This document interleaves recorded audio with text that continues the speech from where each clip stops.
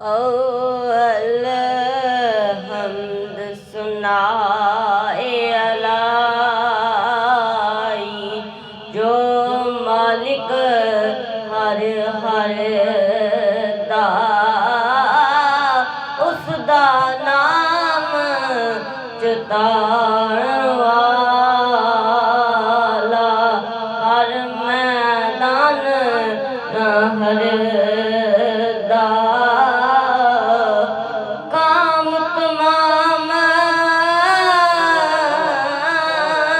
मयसर होंदे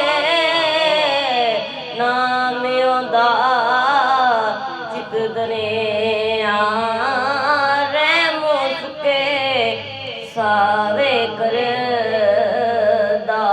पैड़ों साड़े हरिया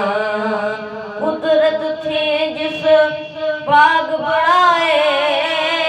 कुदरत थी जिस बाग बढ़ाए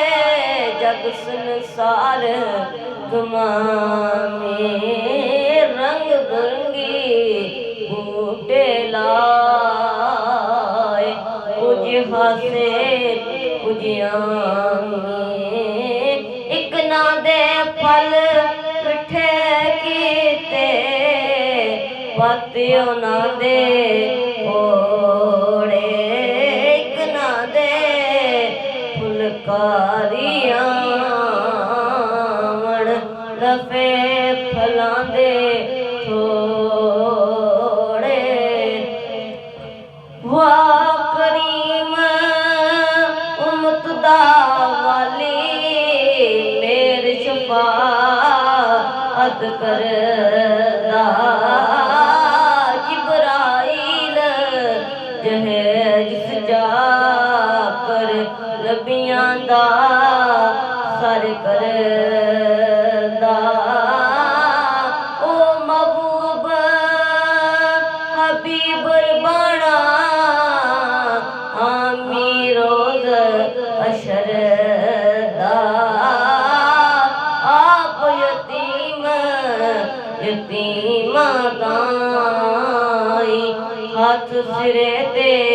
करदा जिस दिल अंदर इश्क न रचेया कुत्ते उसकी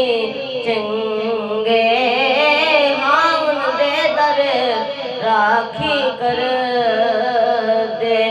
साबर भूखे नंगे कुंडी उतार दीदार खामी इश्क न पुछदा ज़ाता रूबरू सजन दे हो के कर लिए दो बाता आले औलाद तेरी दामता मैं कंगाल दयानी पाओ हैर मोहम्मद ताई सदका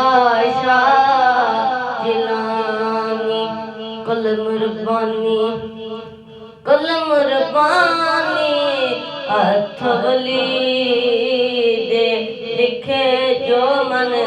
पावे मर्दे नू रब कुव्वत बख्शी लिखे लेख घटावे वाह वाह मीरा वाह वाह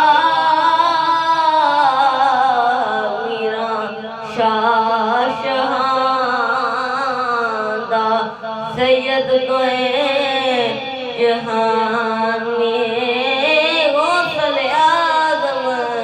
पीर बिरांदा है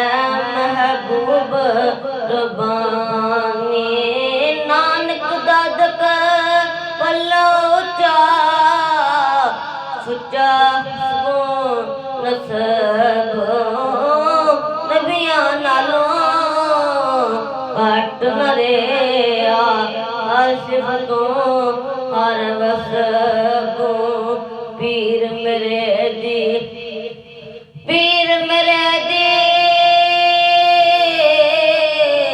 तुम जो फे वली सलामी चुमण हाक करंदे खिदमत दावा रख गुलामी ओ तरियानो पुत्र देंदा पिछड़े यार मिलावे दर्श दे हाक मलण थी कोड़ फरंगे उठ जावे पीर मेरा